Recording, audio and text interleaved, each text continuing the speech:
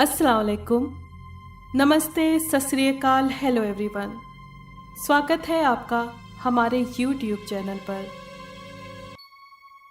आज की ये कहानी अनुराग की है। अनुराग जो कि एक कॉलेज स्टूडेंट था, पर एक समय उसके साथ कुछ ऐसा खट गया जिसकी उसने कभी कल्पना भी नहीं की थी। एक ऐसा खतरनाक अनुभव था उसका जिसे वो शब्दों में बयान नहीं कर सकता। पर क्या थी इसके पीछे की कहानी, आइए जानते हैं उन्हीं की ज़बानी।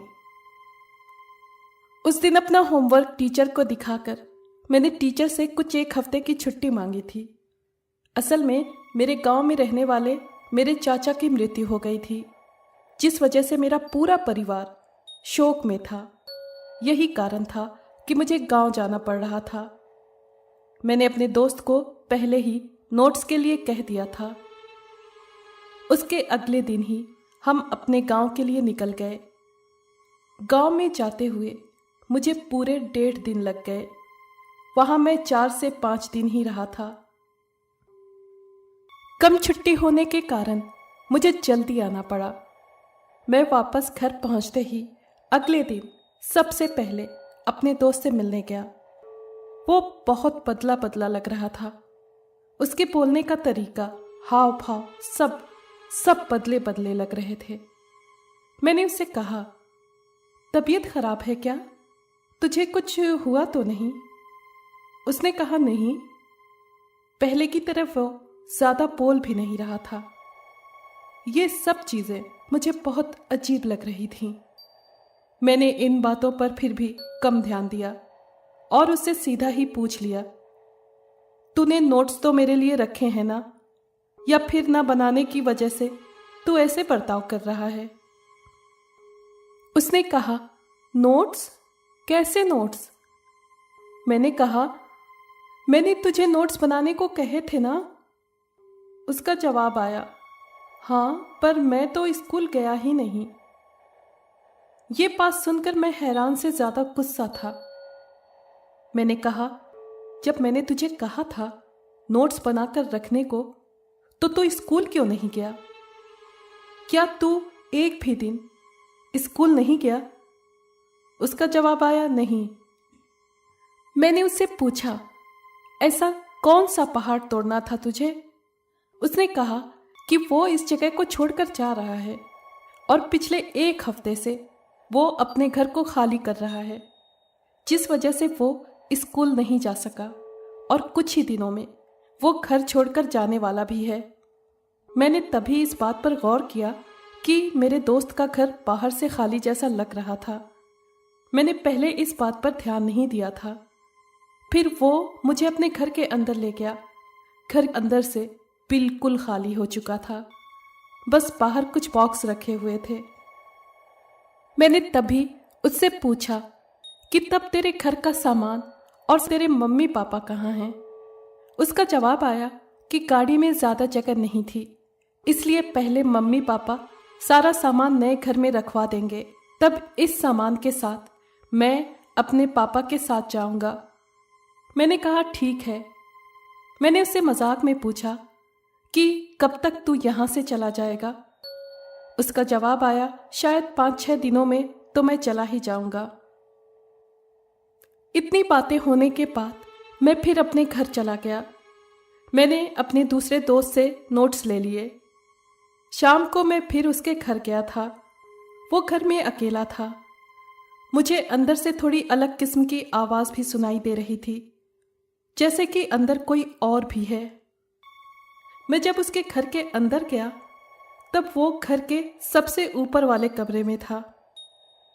मैं पहले भी उसके घर में कई बार आ जा चुका था, पर आज पहली बार मुझे उसके घर में बहुत अजीब सा महसूस हो रहा था। शायद हो सकता है घर का खालीपन ही इसकी वजह था। मैंने इस पर ज़्यादा गौर नहीं किया और अपने दोस्त को कहा, चल खेल कर आते हैं, वैसे भी अब तुझे कोई डांटेगा नहीं। मेरे दोस्त ने कहा, ठीक है, चल चलते हैं। फिर हम बाहर गए, पर इस बार लगता है उसका खेलने से ज़्यादा जंगल जाने का मूड था। वो मुझे बार बार कह रहा था, चल जंगल घूम कर आते हैं। मैंने उससे कहा, अरे तू पागल हो गया है, समय देख, सूरज ढलने को है अभी, और तुझे जंगल जाना है। मैंने उसे बहुत समझाया पर वो नहीं मान रहा था। मैंने भी आखिर में हार मान ली, ये सोचते हुए कि अभी कुछ देर बाद हम लौट आएंगे, और उसके बाद फिर हम जंगल की तरफ गए। पहली बार मैं जंगल जा रहा था क्योंकि हमारे पेरेंट्स ने हमें यहाँ आने से मना किया था। जंगल जितना बड़ा और विशाल था उतना ही वो शांत भी लग रहा था। आज मुझे पहली बार जंगल की इतनी विशालता का अनुभव हो रहा था। मैंने उससे कहा, चलो अब वापस चलते हैं। वो चलने के बजाय मुझे जंगल से जुड़ी हुई भूतों की कहानियां सुनाने लगा। मैं ये बात पूरी तरह से मानता हूँ कि मुझे भूत प्रेतों में विश्वास है। ऐसा नहीं कि मैंने कभी उन्हें देखा हो, पर मुझे भूत प्रेतों से बहुत डर लगता है। जहाँ भूत प्रेतों के थोड़े से भी संकेत हों या कहानियाँ जुड़ी हों, मैं उस जगह से दूर ही रहना पसंद करता था।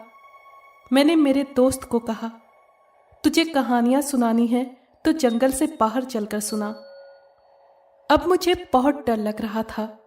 अब मुझे जंगल में और समय तक रुकना मंजूर नहीं था। मैं उसे खींचते हुए जंगल से बाहर ले आया और जंगल से बाहर आकर मैंने चैन की सांस ली। सिर्फ मैं समझ सकता हूँ कि उस वक्त पता नहीं मुझे कैसा अनुभव हो रहा था। बात करते करते काफ़ी शाम हो गई थी। सूरज भी अब लगभग डूबने की कगार पर था। वो अपने घर की तरफ जाने लगा। मेरा घर उसके घर से ज़्यादा दूर नहीं था। मैंने उससे कहा, तू अकेले कैसे वहाँ रहता है? चाह तो तू हमारे घर आ जा। उसने कहा, नहीं नहीं, रहने दे। मैंने उसे कहा, तू खाता क्या है? तेरे घर में खाना पकाने का स्टोव तो देखा नहीं मैंने। उसने कहा, मैं बाहर से ऑर्डर करके खा लेता हूँ। मैंने सच में उसे अभी तक बाहर से कुछ भी खाते हुए नहीं देखा था, और स्कूल के समय में भी वो बाहर से कुछ नहीं खाता था। मैं फिर वहाँ से चला गया और मेरे जाते ही उसने घर को अंदर से बंद कर लिया। एक तो उसका घर अच्छे खासे बड़े साइज का था, ऊपर से पूरा खाली भी। फिर भी वो अकेला सारे दरवाजे बंद करके अंदर बैठा रहता। पता नहीं वो क्या करता था। जब मैं घर जा रहा था तब मैंने पीछे मुड़कर देखा तो वो अपने घर के सबसे ऊंचाई वाले कमरे की खिड़की पर सर रखकर बाहर देख रहा था। वहां से मैंने उसे आवाज भी लगाई पर उसने सुनी ही नहीं। 2 दिन ऐसे ही बीत गए। एक दिन मैंने उससे मजाक में पूछा कि तेरी मम्मी पापा तुझे छोड़कर चले गए क्या?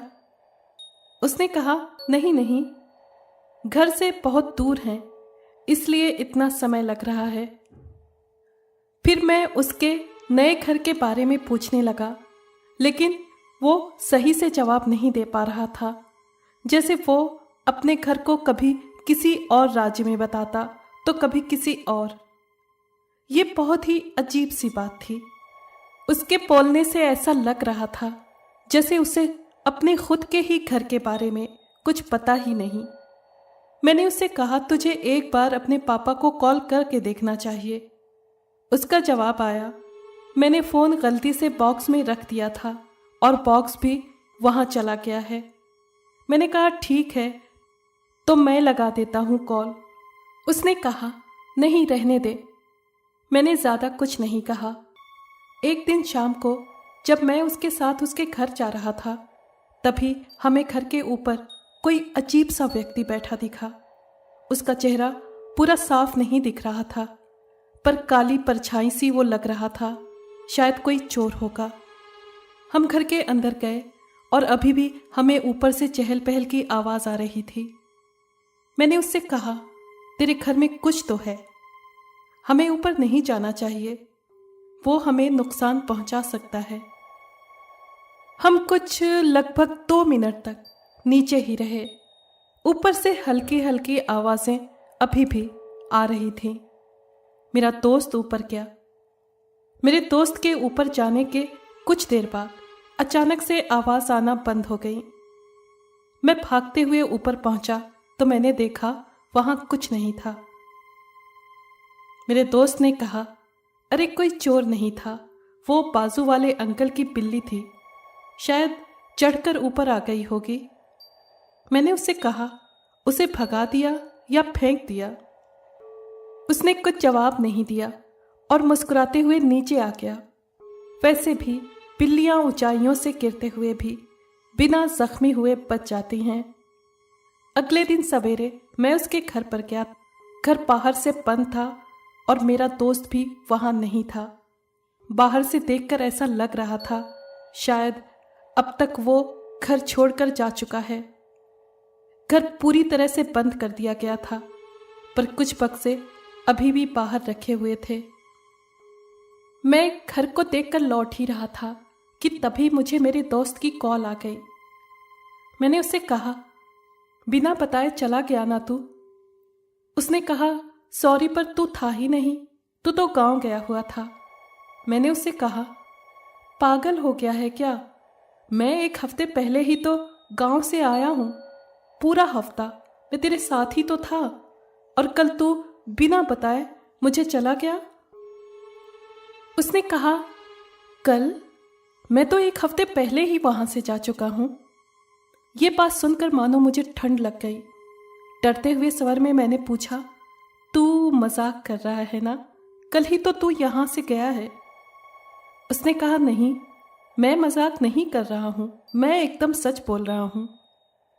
1 हफ्ते पहले ही मैं वहां से जा चुका हूं।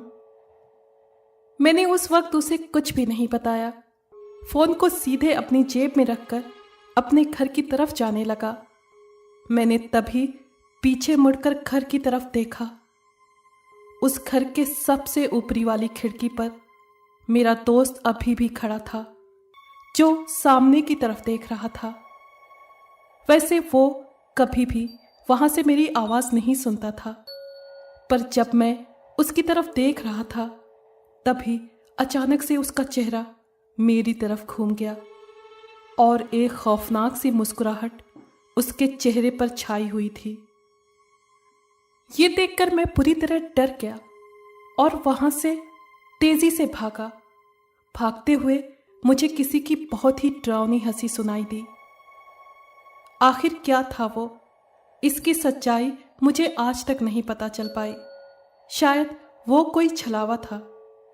वो तो अच्छा हुआ वक्त रहते मुझे असलियत का पता चल गया, वरना वो छलावा मुझे अपना शिकार बना लेता।